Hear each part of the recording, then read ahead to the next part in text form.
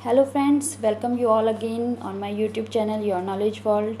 तो मैं प्रतिभा शर्मा हाजिर हूँ आपके सामने लेकर सीरीज़ का अगला लेक्चर इम्यूनोलॉजी का जो हम पढ़ रहे हैं। उसका अगला लेक्चर जो है वो है सेल्स ऑफ अडेप्टिव इम्यूनिटी और cells linking innate and acquired responses. यानी आज के चैप्टर में हम पढ़ेंगे कि अडेप्टिव इम्यूनिटी की स्पेसिफिक सेल कौन सी हैं जो सिर्फ अडेप्टिव इम्यूनिटी में वर्क करती है। उसके अलावा सेल्स जो इन्नेट और अडेप्टिव दोनों तरह के रिस्पॉन्सेज में साथ में वर्क करती है, उन दोनों को लिंक करते हुए चलती है। यानी जब हमारे पास कोई प्रॉपर डिमार्केशन नहीं होता कि ये अडेप्टिव इम्यूनिटी के लिए वर्क कर रही है या इन्नेट इम्यूनिटी के लिए वर्क कर रही है, तो ऐसी जो सेल्स होती है जो इन्नेट से शुरू होकर के अडेप्टिव तक दोनों साइड में वो वर्क करती है, तो हम बात करते हैं सेल्स की जो कि लिंक कर रही हैं इन्नेट और एक्वायर्ड रिस्पॉन्सेज को। तो चलिए शुरू करते हैं आज का चैप्टर, जिसमें हम शुरुआत करेंगे अडेप्टिव इम्यूनिटी की स्पेसिफिक सेल से। चलिए शुरू करते हैं। अडेप्टिव इम्यूनिटी, अडेप्टिव इम्यूनिटी में जो स्पेसिफिक सेल्स होती हैं जो वर्क करती हैं यहाँ पर, उन्हें हम कहते हैं लिम्फोसाइट्स। लिम्फोसाइट्स होती हैं B lymphocyte and T lymphocyte. B cell यानी कि बी लिम्फोसाइट जो होती है ये कन्वर्ट हो जाती है प्लाज्मा सेल में। कन्वर्ट होने का मतलब कि डिफ्रेंशिएट हो जाती है प्लाज्मा सेल में जब ये किसी एंटीजन को एनकाउंटर करती है, यानी जब ये किसी एंटीजन के एपिटोप को पहचानती है। तो what do we mean by epitope? Epitope का मतलब होता है कि एंटीजन के ऊपर जो पर्टिकुलर सरफेस मार्कर्स प्रेजेंट होते हैं इसकी सरफेस के ऊपर, उनको हम कहते हैं एपिटोप। तो ये पर्टिकुलर एपिटोप्स को पहचान करके और एंटीबॉडीज सिक्रेट करने वाली प्लाज्मा सेल में कन्वर्ट हो जाती हैं। ये प्लाज्मा सेल्स जैसे कि यहाँ पर लिखा है मेक्स एंटीबॉडी, एंटीबॉडीज़ को सिक्रेट करती हैं, एंटीबॉडीज़ बनाती है और सिक्रेट करती है। अब क्योंकि ये जो एंटीबॉडीज़ यहाँ पर सिक्रेट हो रही है ये एक पर्टिकुलर एपिटोप के अगेंस्ट एक ही तरह की प्लाज्मा सेल सिक्रेट करती है, तो जब एक एंटीजन से बी सेल एनकाउंटर करती है तो हर एंटीजन में, क्योंकि हम देख सकते हैं कि बहुत सारे एपिटोप्स होते हैं, तो ये सब जो एपिटोप्स हैं इनके अगेंस्ट अलग अलग तरह की बी सेल्स डिफ्रेंशिएट होंगी अलग अलग तरह की प्लाज्मा सेल्स में, और हर पर्टिकुलर प्लाज्मा सेल जो एक ही एपिटोप के अगेंस्ट एंटीबॉडी बनाएगी।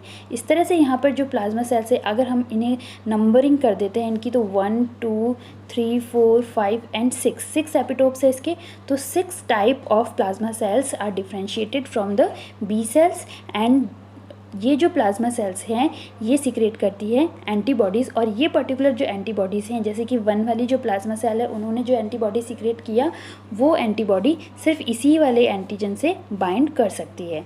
तो इस तरह से यहाँ पर जो हमारे पास में एक पॉपुलेशन बन जाती है, एक कॉलोनी बन जाती है, वो होती है उसके अंदर बहुत अलग अलग तरीके की प्लाज्मा सेल्स होती है, इसलिए इन प्लाज्मा सेल्स को हम कहते हैं पॉलीक्लोनल। पॉलीक्लोनल, जैसे कि ये एंटीबॉडीज़ है तो ये पॉलीक्लोनल एंटीबॉडीज़, ठीक है। अब बात करते हैं टी सेल की। तो टी सेल जब किसी एंटीजन से एनकाउंटर होती है, टी सेल का एनकाउंटर और जो बी सेल का एनकाउंटर है उनमें डिफरेंस है। बी सेल डायरेक्टली किसी एंटीजन के सरफेस मार्कर्स को पहचान लेती है, जबकि टी सेल जो है वो सेल एंटीजन प्रेजेंटिंग सेल या जो सेल्स न्यूक्लिएटेड हैं, न्यूक्लिएटेड सेल्स की सरफेस के ऊपर जब एंटीजन प्रेजेंट होता है विद एमएचसी के बारे में हम आने वाले सीरीज़ में, जो आने वाले हमारे चैप्टर्स हैं उनमें पढ़ेंगे। ये होता है मेजर हिस्टोकम्पैटिबिलिटी कॉम्प्लेक्स। तो ये एमएचसी से एसोसिएट होकर के जो एंटीजन आता है उनको ये पहचानती है। ये सब हम आगे डिटेल में पढ़ेंगे।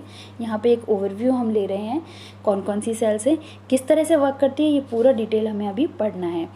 तो टी सेल्स जो हैं ये MHC1 और MHC2 और MHC2 से एंटीजन से जो अटैच्ड एंटीजन्स होते हैं उनको पहचानती हैं, और उसके बाद में ये डिफ्रेंशिएट होती है CD8+ और CD4+ टी सेल्स में। तो CD4 टी सेल्स जो होती हैं ये रेगुलेटरी सेल्स होती है, एक तरीके से कोऑर्डिनेट करती है सेल्स के विद इन द सेल्स, जो इनके फंक्शंस होते हैं उनको ये कोऑर्डिनेट करती है। जो इम्यून रिस्पांस में अडेप्टिव इम्यूनिटी और इन्नेट इम्यूनिटी दोनों तरह की जो सेल्स होती है इनके बीच में एक तरीके का जो फंक्शन का कोऑर्डिनेशन है वो T cells, CD4 T cells, इन्हें हम टी हेल्पर सेल्स भी कहते हैं, ये करती है। कैसे करती है? ये बहुत सारे साइटोकाइंस रिलीज़ करती है, और इन साइटोकाइंस के इन साइटोकाइंस की वजह से ये बहुत सारे सेल्स के बीच में कोऑर्डिनेट कर पाती है और ये खुद का भी रेगुलेशन करती है, खुद भी फर्दर डिफ्रेंशिएट होती है इन्हीं साइटोकाइंस की वजह से। CD8 टी सेल्स जो होती है इन्हें हम साइटोटॉक्सिक टी सेल कहते हैं और ये साइटोटॉक्सिक टी लिम्फोसाइट कहते हैं इन्हें, CTL इन्हें हम शॉर्ट में कह सकते हैं, लिम्फोसाइट CTL। तो ये साइटोटॉक्सिक टी लिम्फोसाइट्स होती हैं, ये क्या करती है, सेल्स को किल करती है। जो भी सेल्स इन्फेक्टेड होती है किसी वायरस से या किसी माइक्रोब से, तो उन सेल्स को ये किल करती है। तो लिम्फोसाइट्स जो हैं वो स्पेसिफिक हैं अडेप्टिव इम्यूनिटी के, ये इन्नेट इम्यूनिटी में वर्क नहीं करते हैं।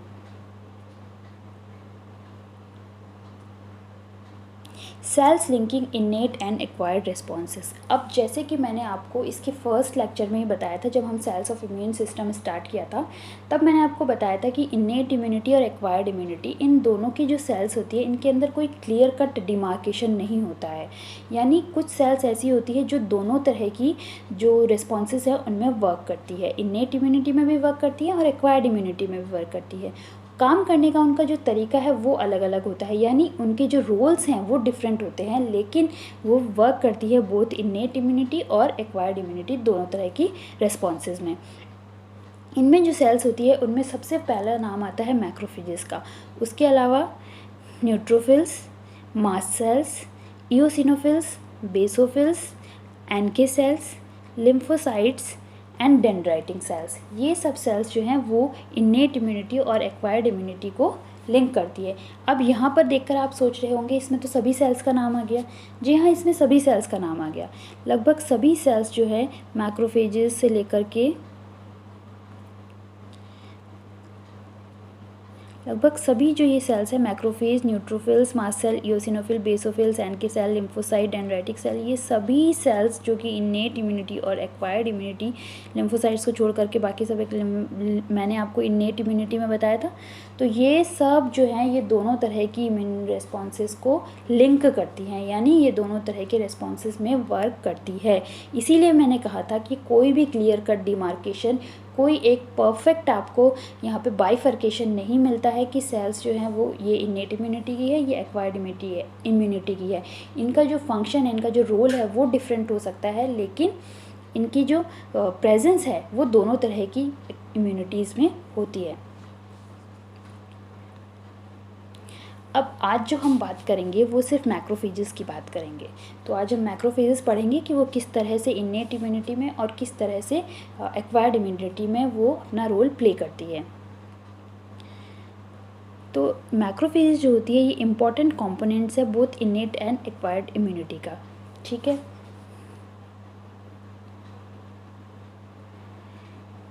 इन्नेट इम्यूनिटी में किस तरह से वर्क करती है। इन्नेट इम्यूनिटी में वर्क करने के लिए मैक्रोफेजेस के पास PRRs होते हैं। PRRs जैसे कि मैंने आपको बताया था, PRRs होते हैं पैटर्न रिकॉग्निशन रिसेप्टर्स।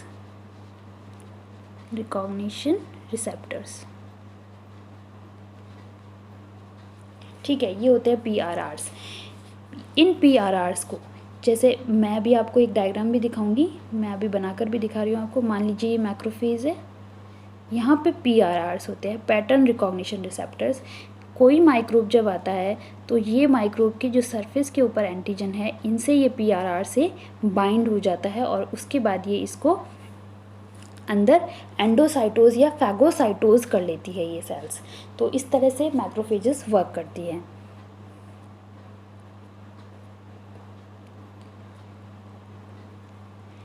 PRRs क्या करते हैं, जब PRR से ये अटैच हो जाती है तो उसके बाद में इनके जीन एक्सप्रेशंस भी चेंज हो जाते हैं, जिससे कुछ साइटोकाइंस रिलीज होते हैं जो कि और दूसरे सेल्स को ऊपर जाकर एक्ट करते हैं और फिर लोकल इन्फ्लेमेशन कॉज होता है।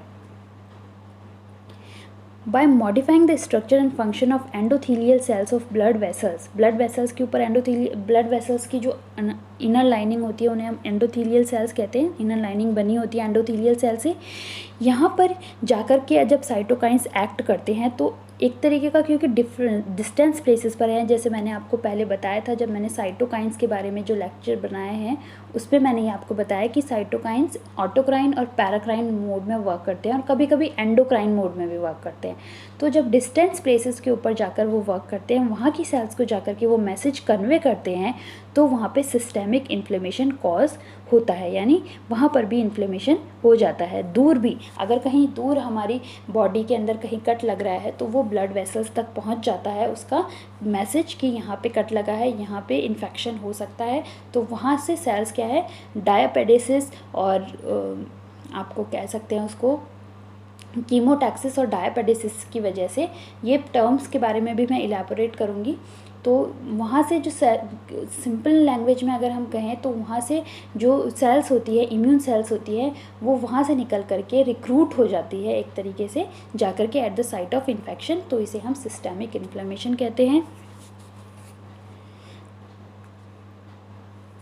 Apart from eliminating the antigens or infectious agents, the macrophages can repair and heal the tissues. Macrophages जो हैं वो रिपेयरिंग और हीलिंग ये भी कैसे करती हैं, साइटोकाइंस भी रिलीज़ करती है ताकि वहाँ पर कुछ और सेल्स आएँ और वो अपना प्रोडक्ट रिलीज़ करें जिससे कि रिपेयर और हीलिंग वहाँ पर हो। तो इस तरह से ये असिस्ट करती हैं, जो वहाँ पे रीमॉडलिंग हो रही है टिश्यू की, उसमें ये असिस्ट करती हैं।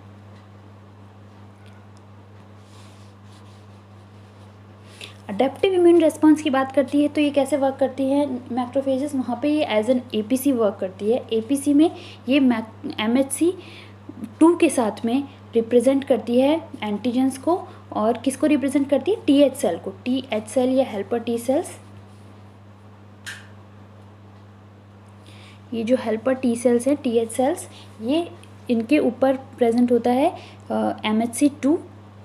तो ये इनके ऊपर प्रेजेंट नहीं होता, मैक्रोफेजेस के ऊपर MHC2, मैक्रोफेजेस एपीसी की तरह वर्क करती है। MHC2 plus antigen, MHC2 plus antigen ये रिप्रेजेंट करती है TH सेल को, और TH सेल फर्दर एक्शन लेती है और कुछ रेगुलेटरी या कोऑर्डिनेटिंग फंक्शन यहाँ पे प्ले करती है। जबकि TC सेल में ये MHC1, क्योंकि ये न्यूक्लिएटेड सेल्स भी है मैक्रोफेजेस, तो ये MHC1 के साथ में एंटीजन को प्रेजेंट करती है। और TC सेल्स को जब ये प्रेजेंट करती है तो TC सेल्स क्या करती है, क्योंकि ये साइटोटॉक्सिक है तो ये उस सेल को किल कर देती है जिस सेल के ऊपर ये, मतलब उस मैक्रोफेज को ये किल कर देती है, क्योंकि उस मैक्रोफेज के अंदर कोई वायरस या कोई इंट्रासेलुलर माइक्रो प्रेजेंट है, तो उसको ये किल कर देती है। तो इस तरह से ये वर्क करती हैं। अभी आपको ये चीज़ें थोड़ा कम समझ में आ रही होंगी, लेकिन हम जब इन्हें डिटेल से पढ़ेंगे तो क्योंकि हम पूरी प्रोसेस पढ़ेंगे, जब हम ये जानेंगे कि MHC क्या होता है और MHC1 क्या होता है, MHC2 क्या होता है, इनमें किस तरह का डिफरेंस होता है, APC क्या होती है, न्यूक्लिएटेड सेल क्या होती है। न्यूक्लिएटेड सेल तो जैसा आप सब समझते ही हैं, जिस सेल में न्यूक्लियस होता है वो न्यूक्लिएटेड सेल होती है। तो जब ये टर्म्स आप अच्छे से समझ जाएंगे तभी चीज़ें आपको रिकॉल करने में प्रॉब्लम नहीं होगी। यहाँ हम क्योंकि ओवरव्यू देख रहे हैं इन सब का, इसलिए आपको हो सकता है कि कोई टर्म समझ में ना आए। वैसे मैं पूरी कोशिश कर रही हूँ कि यहाँ पर आपको मैं सभी टर्म साथ साथ बताती चलूँ ताकि आपको समझने में कोई भी दिक्कत ना हो। तो इस तरह से इन्नेट इम्यूनिटी और अडेप्टिव इम्यूनिटी में दो अलग अलग तरीके के फंक्शन हो गए मैक्रोफेजेस के। जैसे कि हमने देखा मैक्रोफेज क्या कर रही है, यहाँ पर मैक्रोफेज जो है वो फैगोसाइटोसिस का काम कर रही है, और ये फैगोसाइटोसिस की प्रोसेस हो रही है इन्नेट इम्यूनिटी में। जैसे कि अब फैगोसाइटोसिस की प्रोसेस को हम थोड़ा ढंग से देखते हैं, थोड़ा इलाबोरेटेड वे में। कोई बैक्टीरियम आ रहा है, PRRs, ये जो रिसेप्टर्स है ये PRRs है, ये इनको पहचान रहा है और इनसे बाइंड कर रहा है। उसके बाद में ये देख सकते हैं कि ये जो स्यूडोपोडिया एक तरीके से यहाँ पर बन रहे हैं, ये इस तरह से इसको एंगल्फ कर लेती है और ये इस तरह से एक फैगोसोम बन जाता है। फैगोसोम जो है वो लाइसोसोम के साथ में मर्ज हो जाता है, उसके साथ फ्यूज़ हो जाता है और एक फैगोलाइसोसोम बनाता है। ठीक है, ये फैगोलाइसोसोम के अंदर, क्योंकि लाइसोसोम के लाइसोजाइम्स हैं, यहाँ पे लाइसोजाइम्स हैं जो कि एसिडिक कंपार्टमेंट था, वहाँ पे जो एंजाइम प्रेजेंट होते हैं एसिडिक एंजाइम्स, वो सब यहाँ पे डिग्रेड कर देते हैं इस बैक्टीरियम को। और फाइनली जो एक सॉल्यूबल डेब्रिस है जो कि एक्सोसाइटोसिस की प्रोसेस से सेल से बाहर निकल जाता है और ये अब हार्मफुल नहीं है बॉडी के लिए। क्योंकि ये एज अ वेस्ट एक तरीके से निकल रहा है और ये वेस्ट मटेरियल की तरह ही बॉडी से बाहर निकल जाता है। तो इस तरह से हमारी जो फैगोसाइटोसिस की प्रोसेस है वो मैक्रोफेजेस करती है। इंटरफेरॉन गामा जो है, इंटरफेरॉन गामा कौन रिलीज़ करता है? Interferon gamma TH cell release करती हैं। तो TH सेल यानी टी हेल्पर सेल्स जो हैं वो मैक्रोफेजेस का एक्टिवेशन करती है और इसी तरीके से वो मैक्रोफेजेस को एक्टिवेट करवा करके माइक्रोब्स का फैगोसाइटोसिस करवाती है। फैगोसाइटोज्ड माइक्रोब्स का किलिंग होती किस तरह से है? देखिए, production of nutrient depleting molecules, मतलब ऐसे मॉलिक्यूल्स का प्रोडक्शन सेल स्टार्ट कर देती है जिससे वहाँ के जो न्यूट्रिएंट्स हैं जो कि माइक्रोब को ना मिले, इसलिए न्यूट्रिएंट डिप्लीटिंग मॉलिक्यूल्स का प्रोडक्शन वहाँ पे शुरू हो जाता है और इस वजह से जो उसकी माइक्रोब की ग्रोथ है और उसका जो रेप्लिकेशन है वो वहाँ पे रुक जाता है, तो माइक्रोब वहाँ पे ग्रो नहीं कर पाता। दूसरा केस हो सकता है कि production of highly toxic agents जो कि उनको पॉइजन कर देते हैं। इनके अंदर हम ROS यानी कि रिएक्टिव ऑक्सीजन स्पीशीज़, ROS का मतलब है यहाँ पे रिएक्टिव ऑक्सीजन स्पीशीज़। तो रिएक्टिव ऑक्सीजन स्पीशीज़, इनके थ्रू ये टॉक्सिक एजेंट्स होते हैं और इनके थ्रू ये जो फैगोसाइटोज माइक्रोब है इनका डिग्रेडेशन हो जाता है। ठीक है, इसके अलावा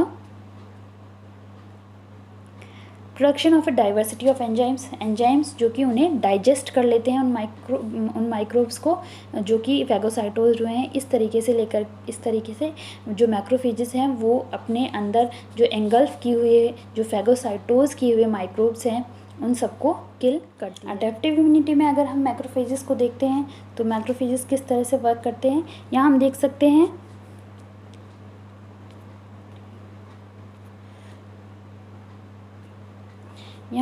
सकते हैं कि जब कोई पैथोजन यहाँ पे बाइंड हो रहा है मैक्रोफेज से, तो मैक्रोफेज इसको एंगल्फ करके यहाँ पे फैगोसाइटोसिस हो रहा है।